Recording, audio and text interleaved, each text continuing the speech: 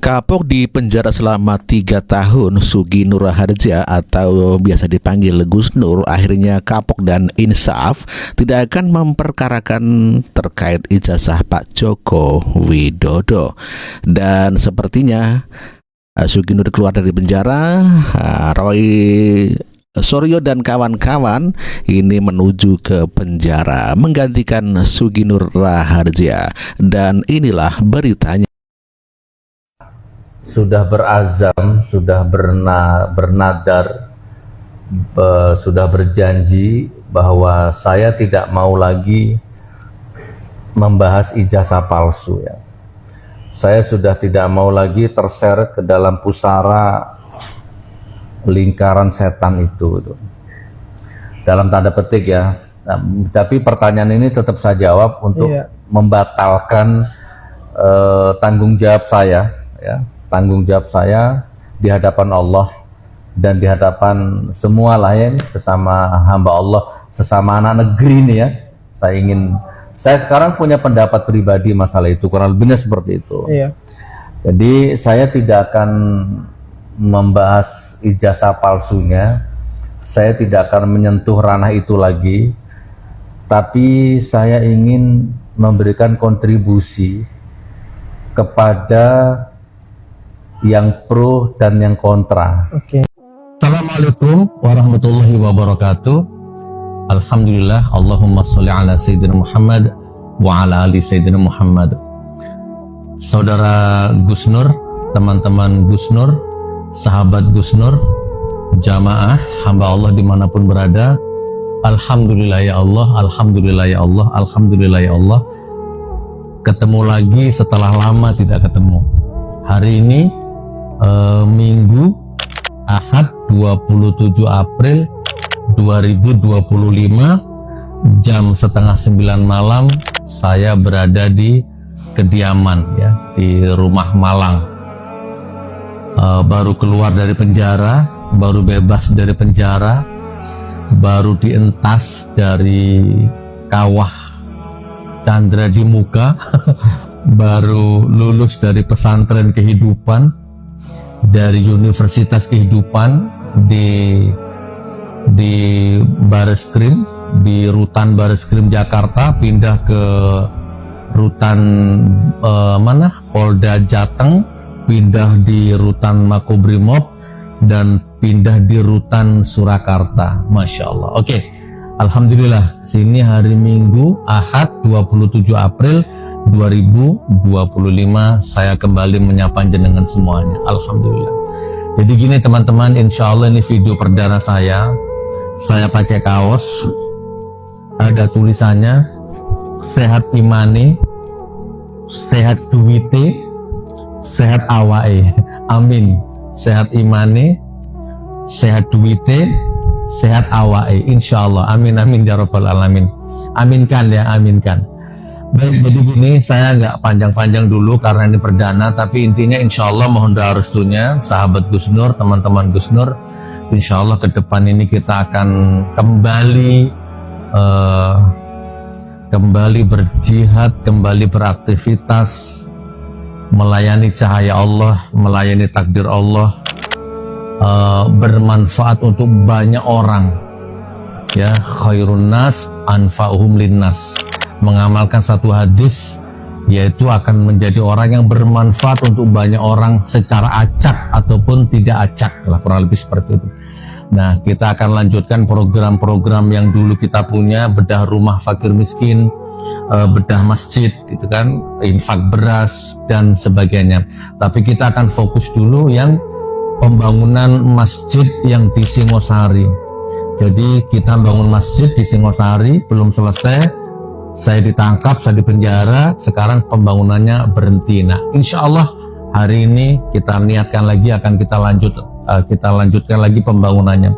Insya Allah minta doanya, ini akan menjadi, saya tidak muluk-muluk, tapi ini akan menjadi replika peradaban Islam semampu-mampu saya.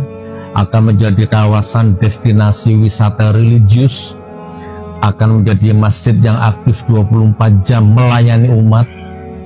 Ya, ada ya seperti itulah wisata religius ya, ada Pokoknya ada umatnya Nabi Muhammad, ada Musyafir Ibnu Sabil masuk ke sana 24 jam tidak dikunci, dah ibadah, makan, sholat, ngaji, deres Quran kita siapkan semua di situ nanti, kurang lebih seperti itu. Oke, ini yang bisa saya sampaikan dulu, tidak panjang-panjang, sambung doanya, mudah-mudahan kita kedepannya semakin lancar, lebih berkah. Jadi video ini mengawali, insya Allah saya hadir kembali dengan semangat baru, harapan baru, impian baru, ya, masa depan baru, rezeki baru, silaturahim baru, ilmu baru, semuanya serba baru, dan masa depan baru, insya Allah. Demikian teman-teman, assalamualaikum warahmatullahi wabarakatuh. Sekarang ini aja untuk ketegasan terakhir pertanyaan saya. Saudara pernah ditahan 1 tahun 6 bulan di pengadilan mana? Divonis di Surabaya. Kemudian di Palu selama 10 bulan. Iya, insya Allah. Kemudian di Jakarta Selatan 10 bulan. 10 bulan. Kalau semua itu termasuk enggak? Termasuk azab atau termasuk juga suatu bentuk perjuangan untuk apa tadi? Siap. Oh iya. Baik, Yang Mulia, agak panjang nggak apa-apa Yang Mulia ya. Silahkan. Orang masuk penjara itu ada 3 penyebabnya Yang Mulia. Pertama, dia kriminal, otaknya memang kriminal, dia layak di penjara. Kedua, dia ceroboh, tanda tangan tanpa dibaca misalkan, ya ternyata ditanda tangan di tender apalah, akhirnya dia di penjara gara-gara dia ceroboh. Yang ketiga, ada orang di penjara karena dia terlalu baik. Ada Imam Abu Hanifah, ada Imam Hambali, ada Imam Syafi'i yang rujukan kitabnya kita pakai hidup sehari-hari. Bahkan ada Buya Hamka, ada Mbah Hashim Asy'ari pendiri NU di penjara sama Jepang gara-gara beliau nggak mau nunduk begini. Ketika rezim Jepang lewat, semua nunduk, Mbah Hashim nggak mau, itu di penjara 4 bulan sampai dicabut kukunya. Beliau orang baik semua gitu ya. Nah, saya tidak mengatakan seorang baik. Saya tidak berharap Yang Mulia menganggap seorang baik ya. Tapi ya gimana, memang kita orang Islam ya. Saya tidak bosan-bosan di mubahalah 1000 Al-Quran sekalipun saya berani. Bahwa saya ini tidak ada niat untuk menjatuhkan orang, memfitnah orang, menyengsarakan orang. Yang saya marah itu adalah kebijakan-kebijakan yang selalu menyengsarakan rakyat, hanya itu Yang Mulia. Untuk video kali ini kita akan membahas seorang mantan narapidana. Kenapa saya bilang mantan? Karena kemarin hari Minggu tanggal 27 April 2025 si mantan ini baru aja keluar dari penjara. Dia ini di penjara sekitar bulan April 2023 ya, 2023 yang silam. Nah, kemarin dia keluar, berarti dia mendekam di penjara selama lebih kurang 3 tahun. Makan derita. Sebelum kita bahas, yuk kita lihat dulu yuk video kegembiraannya setelah dia keluar dari penjara. Yuk kita lihat dulu. Alhamdulillah ya Allah, alhamdulillah ya Allah, alhamdulillah ya Allah. Ketemu lagi dulu, ya. Setelah lama tidak ketemu. Hari ini Minggu Ahad 27 April 2025 jam 8:30 malam saya berada di kediaman ya, di rumah Malang.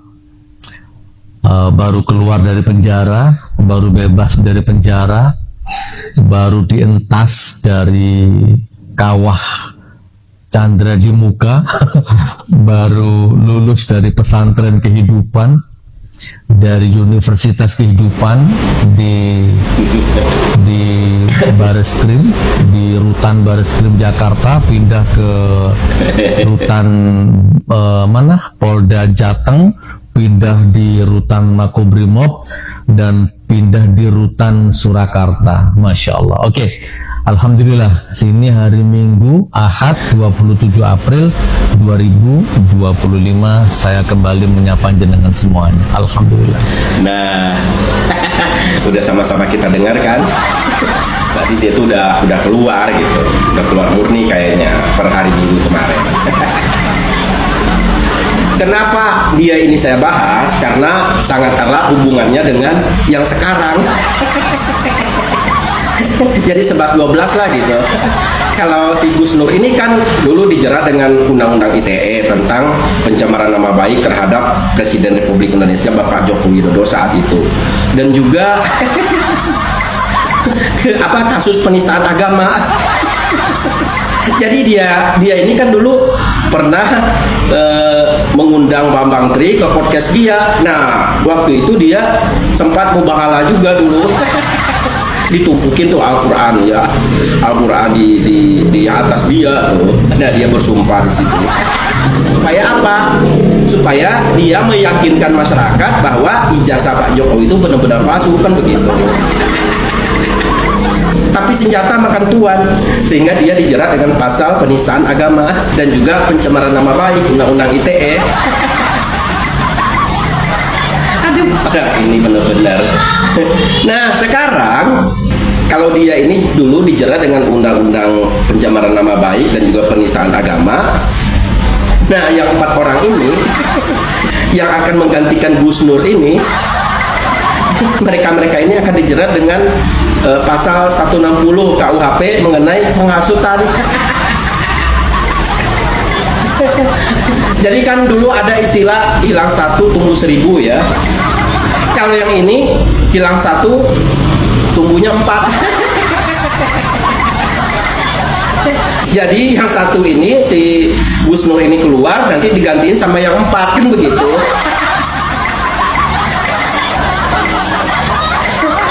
Ini kan 11-12 ya. Orang-orang bego yang mau mengorbankan anak istrinya hanya penasaran dengan ijazah Pak Jokowi, kan begitu. Kan bego namanya. Kalau mereka ini masuk penjara, kan yang dikorbankan siapa? Anak istrinya, ya enggak? Sementara Pak Jokowi mah santai-santai aja. Orang dia benar kok. Jadi kalian ini emang bodoh, emang bego. Mau aja mengurus hal-hal yang nggak penting gitu ya. Dan akhirnya kalian masuk penjara gara-gara hal yang nggak penting tersebut. Nanti kalau kalian di penjara, siapa yang nolong? Siapa? Pengikut kalian? Nggak ada, nggak bakal ada yang nolong. Contohnya Gus Nur. Mana? Dia menderita sendiri kok. Nah, itulah saya bilang kalian tuh bego. Katanya kalian profesor ya kan, doktor malahan, tapi kok cara berpikir kalian tuh ya bego gitu. Tuh, mohon maaf, ini emang saya bicara fakta. Seharusnya kalian tuh berpikir ya kan, anak istri kalian nanti gimana kalau kalian masuk penjara, kan begitu. Gak mikir ke sana apa? Ini kalau udah kebencian melanda seseorang ini ya kayak gini nih. Nah, kembali lagi kita ke Gus Nur. Mudah-mudahan Gus Nur ini kita doakan semoga dia ini benar-benar tobat ya. Tobat nasuha tentunya, bukan tobat sambel, kan begitu. Kalau tobat sambel ini kan habis pedas ya, jadi diulang lagi. Mudah-mudahan si Gus Nur ini benar-benar tobat gitu. Jadi tidak akan mengulangi perbuatan yang sudah-sudah, kan begitu. Nah, untuk kelanjutannya mari kita dengar lagi apa yang harus dia lakukan ke depannya. Mari kita dengar lagi ya pernyataan. Ini saya nggak panjang-panjang dulu karena ini perdana, tapi intinya insya Allah mohon doa restunya sahabat Gus Nur, teman-teman Gus Nur. Insya Allah ke depan ini kita akan kembali berjihad, kembali beraktivitas, melayani cahaya Allah, melayani takdir Allah, bermanfaat untuk banyak orang. Ya, khairun nas anfa'uhum linnas. Mengamalkan satu hadis, yaitu akan menjadi orang yang bermanfaat untuk banyak orang secara acak ataupun tidak acak lah, kurang lebih seperti itu. Nah, kita akan lanjutkan program-program yang dulu kita punya, bedah rumah fakir miskin, bedah masjid gitu kan, infak beras dan sebagainya. Nah, itu. Jadi intinya setelah dia keluar dari penjara, katanya mau berbakti kepada masyarakat ya kan, bedah rumah, kemudian meneruskan program-program yang sempat tertunda di saat dia masuk penjara dulu, kan begitu. Mudah-mudahan aja kalau niat baik ini kita doain ya, mudah-mudahan aja jangan terhasut lagi Gus Nur. Udah cukup aja kamu mendekam dari penjara selama ini, siapa yang nolong kamu? Nggak ada kan? Orang-orang itu mana? Nggak bantu, lepas tangan mereka. Makanya jangan mau terhasut begitu. Mana yang membantu kamu? Nggak ada. Kalau istilahnya masuk penjara ya terima sendiri akibatnya gitu. Nah begitu juga dengan yang 4 orang itu. Nanti setelah mereka masuk penjara nggak ada yang bantu, mereka sendiri yang nanggung akibatnya. Nah kan di situ saya bilang bego itu di situ. Udahlah, nggak usah diurus yang hal-hal yang nggak penting itu. Hal-hal yang penting aja diurus ya kan. Percaya aja kalian bahwa ijazah Pak Jokowi itu palsu. Sedangkan yang menggugat itu alumni-alumni UGM sendiri ya kan, seperti Roy Suryo, Rismon, Tifa, itu kan alumni UGM itu. Nah logikanya kalau benar ijazah Pak Jokowi itu palsu, otomatis ijazah mereka juga kan palsu, kan begitu cara berpikirnya. Karena yang mengeluarkan ijazah itu adalah UGM, otomatis kan ijazah kalian juga kan palsu jadinya. Kalau memang kalian alumni UGM, kan begitu cara berpikirnya. Secara tidak langsung kalian itu telah mencemarkan nama baik kampus kalian, yaitu UGM, kan begitu. Ini UGM kapan ini tuntut nih orang-orang kayak gini nih, alumni kalian yang pokok ini tuntut. Kok kalian diam aja? Ini soal nama baik kampus. Aduh, kalian kok diam aja? Ya, semoga kampus UGM juga bergerak ya. Jangan diam aja tuh. Orang-orang pekok.